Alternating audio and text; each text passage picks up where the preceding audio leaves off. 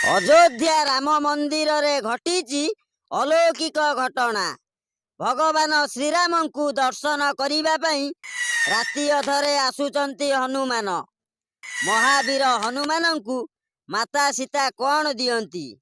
हाँ दर्शक बंधु, आज एपरी एक लोम टाकुरा दृश्य देखा मिली अयोध्या रे। अध राति रे पुजारी जड़े मंदिर भितर लुचि प्रभु श्रीराम आउ हनुमान को देखी देइथिले। तापरे एमिति एक आश्चर्यजनक घटना घटिला जहा आपण शुणिले देह शीतेई उठिब। एठी पुराण रे कुआ जाइछि भगवान श्रीराम जेतेबेले कली जुगरे जगन्नाथक अवतार नहीं पुरी रे रहिले सेतेबेले पुरी मंदिर आगरे थिबा समुद्रर गर्जन मंदिर भीतर को शुभुथिला। सेथिपाई महाप्रभु जगन्नाथंकु ठीक से निद मध्य हुए नहीं। समुद्र भी जगन्नाथ को दर्शन करने मंदिर भीतर को पशि जाए एवं से जेतेबेले मंदिर को पशि जाए मंदिर भीतर पानी मध्य होई जाए। सेथिपाई समुद्र को रोकिबा पाई प्रभु जगन्नाथ हनुमान को कहिथिले। सेही दिन ठारू हनुमान समुद्र कूल रे रही समुद्र को अटकाई छंती। किंतु हनुमानकर जेतेबेले मन हुए से समुद्र पारी होई अयोध्या को चली जाती सीता माता को हाथरू स्वादिष्ट लडू खाइबा पई।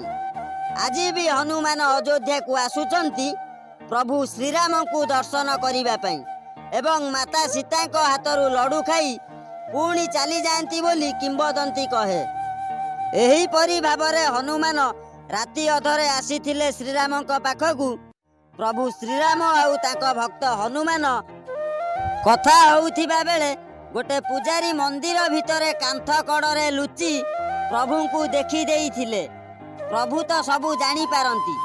प्रभु श्रीराम से पुजारी की कहिले, पुजारी महाशय तुमे तुमर कर्म करि चल, फल आपे आपे मिलिबो।